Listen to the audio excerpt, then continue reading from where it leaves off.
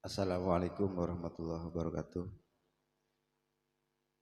Alhamdulillah wa syukurillah ala nikmatillah. Para sahabat sekalian, para kiai, para ustadz yang saya hormati.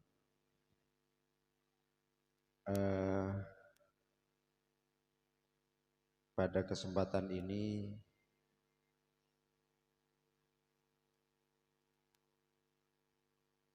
acara tadarus dalam perspektif yang baru. Biasanya tadarus itu pakai Al-Quran, sekarang tadarusnya ya pakai kultum. Kuliah 7 menit menjelang buka puasa. Dari judul yang dipasang di depan ini sebenarnya saya menjadi korban. Kalau tidak salah dalam sebuah perbincangan santai sambil ngopi, saya pernah nyeletuk tentang PMII dalam konstelasi pesantren. Ya karena situasinya semua pada lapar, ini biasanya kalau lapar kan susah melihat dan dunia tanpa gelap, jadi kita cerita-cerita ringan saja. Sahabat-sahabat sekalian, tema ini atau quote ini lahir dari sebuah pertemuan saya dengan salah seorang pengasuh pondok pesantren besar di Madura, di mana sang kiai ini entah tidak tahu, entah mempertanyakan atau meragukan, jangan-jangan PMII itu memang bukan NU ya. Saya kaget, bukan dalam rangka harus cari jawaban terhadap sebuah pernyataan itu, tetapi langsung refleksi diri. Jangan-jangan apa yang disampaikan oleh kiai besar ini betul adanya. Jangan-jangan PMII itu bukan NU. Atas dasar itu saya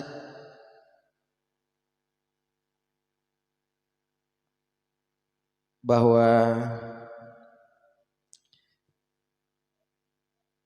kita ini terlalu jauh kehilangan diri sebenarnya. Padahal bagi saya cerita kelahiran PMII ini hampir persis, hampir sama dengan kelahiran NU. Dilahirkan oleh masyarakat di mana masyarakat itu dalam kondisi yang tertindas, ketika NU tertindas oleh penjajah dan ketika PMII tertindas atau terhegemoni oleh rezim,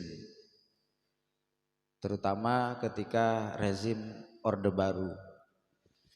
Nah, PMII mempunyai dua pengalaman yang cukup bagus, berbeda dengan kelompok-kelompok mahasiswa yang lain. PMII ini pernah secara natural ya, pernah menjadi kelompok di luar negara, menjadi oposisi. Sebelum era reformasi tidak ada cerita PMII dalam internal kekuasaan maupun pos-pos penting dalam realitas sosial kita.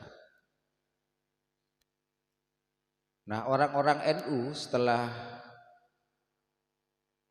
keluar dari Masumi, setelah keluar dari partai politik, akhirnya yang tertinggal itu sebenarnya tinggal PMII.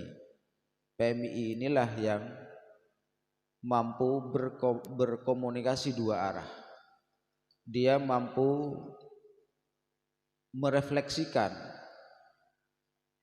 kekuatan di luar pemerintah NU sebagai kekuatan di luar pemerintah mampu direfleksikan oleh PMII dengan berpikir kritis terhadap negara dan berpikir kritis terhadap lingkungan. Nah, kelahiran NU tidak jauh dengan pola-pola seperti itu, dan PMII pun lahir dalam kondisi yang tidak jauh berbeda dengan kelahiran induk semangnya. Jadi dari sektor kelahiran saja saya melihatnya bahwa PMII itu sebenarnya NU kecil. Kalau kelompok yang lain ini tidak punya pengalaman berhadapan langsung dengan kekuasaan. PMII sejak era 70-an sampai 80-an, bahkan di puncaknya di era 98 ini berhadapan secara langsung dengan negara. Atas komunikasi yang dua arah antara kekuatan civil society, kekuatan di luar pemerintah dengan pemerintah ini, PMII menjadi punya pengalaman ganda. Dia pengalaman sebagai rakyat dan pengalaman sebagai orang yang berinteraksi dengan kekuasaan. Jadi ketika hari ini PMII menjadi salah satu bagian dari penguasa, PMII punya pengalaman yang lebih ketimbang yang lain. Kalau kita mau menyebut HMI tidak punya pengalaman dalam menjadi oposisi, tidak punya pengalaman dibuang oleh negara. Kalau PMII punya pengalaman itu, maka nanti ketika orang-orang PMII berkuasa, entah itu jadi camat, jadi bupati dan lain-lain, jangan sampai membuang civil society itu tadi, membuang masyarakat.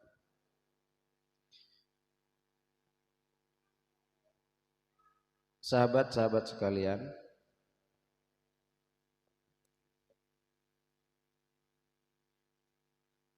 ada beberapa jasa yang pernah saya catat dari PMII itu ya. PMII ini yang berani membuat terobosan budaya dan cara berpikir dalam ranah Islam tradisional, yang dalam hal ini Nahdlatul Ulama. Kita di awal-awal 70-an 80-an itu sangat dianggap kurang baik ketika anak-anak pergerakan ini masuk ke dalam cara berpikir filsafat misalnya. Jadi ketika ada anak-anak PMII, mungkin ini nanti efeknya pencarian jati diri itu. Ketika ada anak-anak PMII masuk filsafat, masuk dalam gerakan-gerakan pemikiran era barat, semua orang khawatir, semua orang merasa tidak nyaman dengan anak-anak mereka. Padahal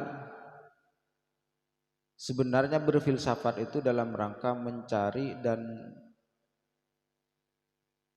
belajar bagaimana cara berpikir yang benar. Tetapi beberapa generasi sebelum kita justru mengkhawatirkan bahwa dalam filsafat itu diajarkan hal-hal yang kurang ajar. Meskipun realitasnya ada satu dua yang demikian adanya. Bahkan di PMII ini yang berani beragama secara militan juga berani untuk tidak beragama. Di PMII ini ada di sejarah kita. Meskipun kalau Madura insya Allah tidak ada yang berani terang-terangan. Kalau di luar Madura, PMII dan ateisme itu sangat pemikiran tentang ke-PMII-an dengan keateisan itu biasa, bukan hal yang aneh ya. Bahkan di luar itu kalau ada pelatihan-pelatihan dasar itu kita diajar bagaimana tentang kritik ideologi agama. Jadi kritik tentang wacana agama. Nah justru dari sana sebenarnya pada gilirannya, karena kita sebagai pemuda yang terus melakukan pencarian jati diri, justru ini akan menyempurnakan kita dalam berislam, dalam berindonesia. Artinya justru dari pencapaian, dari sebuah pencarian yang sangat jelimet itu, kita mampu menjadi warga negara Indonesia yang lebih bijaksana. Nah terbukti sekarang ketika banyak orang direkrut menjadi pengantin bom bunuh diri, rekrut teroris dan segala macam, insya Allah tidak ada kalau dari PMII. Karena mereka sudah mengenal cara berislam yang, karena di PMII kan aswaja itu kan, aswaja an-nahdiyah itu menjadi minhajul fikir ya, menjadi sebuah perspektif dalam berislam, dan itu lebih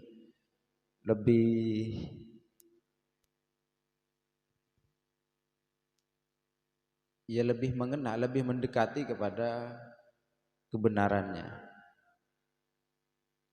Sahabat-sahabat sekalian,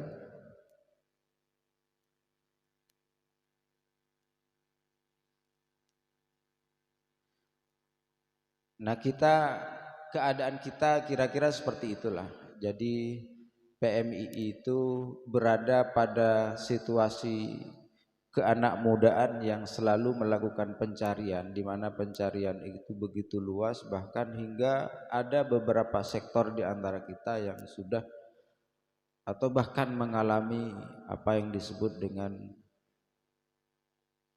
kontra agama. Bahkan ada yang kalau di luar sini itu ndak sholat, ndak puasa dan segala macam, sampai sejauh itu proses pencariannya. Sehingga dari cara berpikir, tradisi untuk melakukan kritis, untuk melakukan pembacaan secara cerdas dan kritis atas semua keadaan, itulah yang barangkali mengganggu sebuah kemapanan, mengganggu sebuah normalitas sosial, sehingga muncul pertanyaan dari seorang kiai besar tadi, jangan-jangan PMII itu memang bukan NU. Karena kita tidak bisa menafikan juga bahwa di internal NU ini ada oknum-oknum yang pro kemapanan, yang pro feodalisme, yang menjadi NU dalam rangka meningkatkan eksistensi diri sebagai pribadi. Ya kita tidak bisa pungkiri ada oknum yang seperti itu ada. Karena dimanapun naluriah seseorang untuk menjaga eksistensinya itu selalu ada.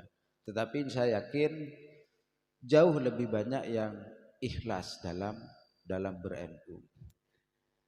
Nah, jadi sahabat-sahabat sekalian, adanya kita menurut orang lain yang seperti itu perlu dibuatkan adanya yang baru. Adanya yang baru ini kita harus secepatnya menemukan diri, menemukan bahwa PMII itu lahir, bahwa PMII itu anak kandung dari Nahdlatul Ulama, dari Aswaja An-Nahdiyah atau NU ini. Dengan cara apa? Kalau misalnya dari kemarin banyak sektor itu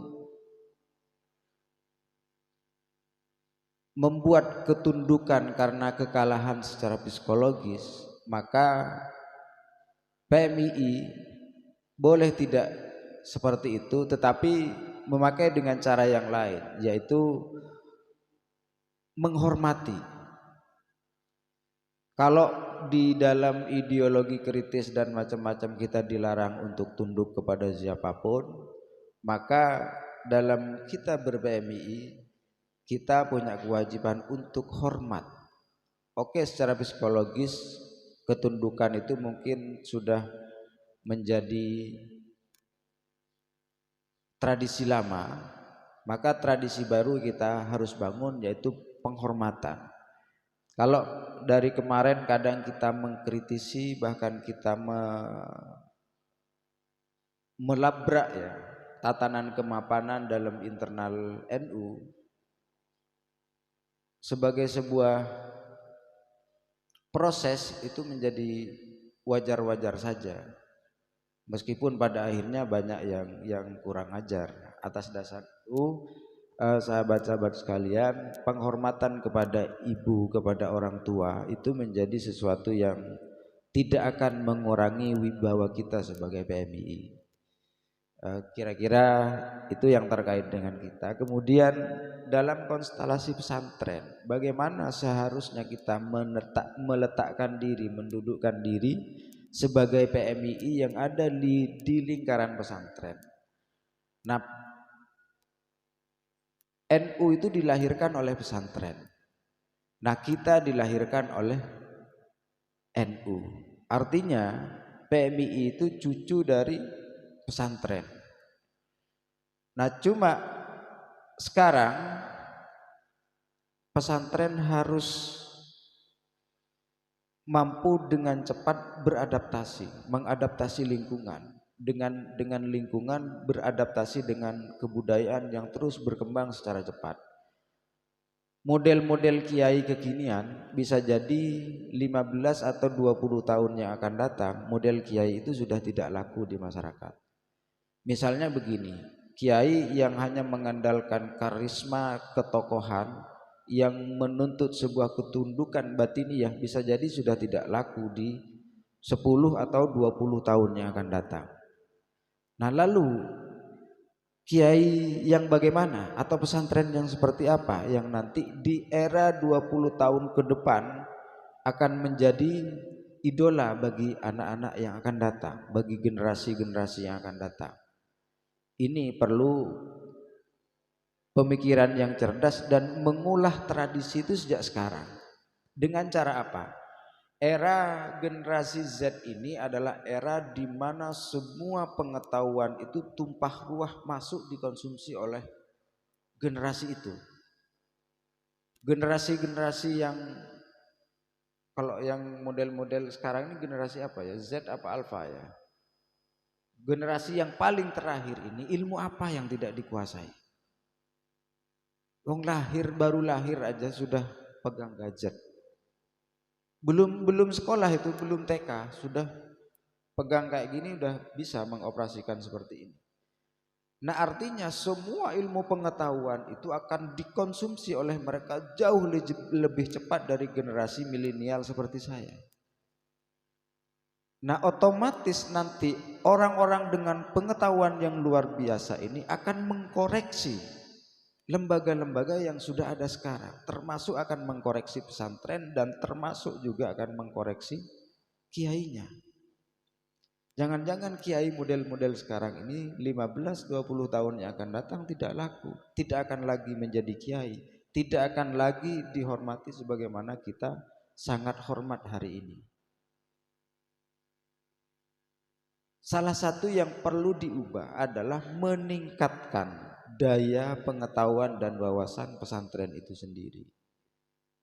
Jadi kalau misalkan hari kemarin pesantren alergi dengan debat antara santri dengan ustadznya, merasa alergi berdiskusi antara kiai dengan santrinya, ke depan itu mungkin akan menjadi sesuatu yang biasa, karena pergesekan pengetahuan ini sudah masuk dari semua ruang, bukan hanya dari pesantren. Bisa jadi pesantren itu hanya menjadi penjaga akhlak kita. Tetapi kalau hanya fokus kepada penjaga akhlak, penjaga tradisi, dia akan ketinggalan kalau tidak mampu menyerap ilmu pengetahuan sebagaimana yang diserap oleh generasi-generasi terbaru. Jadi sahabat-sahabat sekalian, harus ada kolaborasi yang efektif. Sekarang kita sebagai generasi muda PMII di mana punya nalar berpikir, punya tradisi berpikir, tradisi berliterasi yang baik. Ini yang pertama harus segera kembali dari kenakalannya supaya mampu menjadi mahasiswa yang bijak, mampu menjadi mahasiswa yang hormat terhadap orang lain. Jangankan kepada guru, jangankan kepada kiai, kepada orang biasa pun kita harus biasa hormat. Jangan karena kita berjas, bercelana, bersepatu lalu lihat orang yang sedang mau nyabit rumput kita tendang. Itu sangat tidak baik dan itu tidak pernah diajarkan di PMII. Kok belum ada ya? Hampir ya. Oh ya, jadi sahabat-sahabat sekalian, kembali kepada tema awal bahwa PMII dalam konstelasi pesantren ini, jangan sampai pesantren hanya menemukan PMII sebagai sebuah gerombolan, Tapi jadikanlah PMII itu menjadi sebuah komunitas, di mana komunitas ini mampu saling asah, saling asuh. Karena bagaimanapun ini yang menjadi kekurangan generasi yang paling terkini adalah komunitas. Kalau dari segi ilmu pengetahuan, saya yakin mereka akan luar biasa memiliki itu, tetapi persoalan komunitas ini tidak ada. Bahwa di lapangan nanti komunitas ini akan menjadi kekuatan tersendiri. Jadi berkelompok, ber-PMII akan menjadi kekuatan sendiri. Dan nanti kalau misalkan di lapangan, meskipun Anda secara perorangan sudah masuk pada tingkatan wali, kalau sendirian Anda tidak akan berarti apa-apa. Tapi berkomunitas itu menjadi sebuah kekuatan tersendiri. Jadi tampilkanlah ke depan PMII itu sebagai sebuah komunitas yang kredibel, yang literasinya bagus, yang punya cita-cita luar biasa untuk melakukan perubahan-perubahan sosial. Semoga cita-cita kita sebagai PMII yang ideal akan disambut baik oleh nanti pesantren-pesantren, karena sangat naif ya kalau di Madura ada pesantren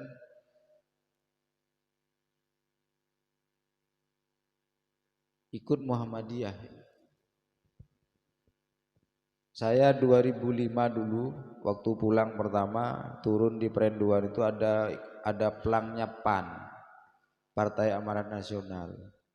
Saya kaget kok bisa, kok ada di Madura PAN. PAN ini kan diinisiasi oleh Adan ya. Sudah demikian, selamat siapa yang memimpin doa Adan ini dari saya. Wassalamualaikum warahmatullahi wabarakatuh.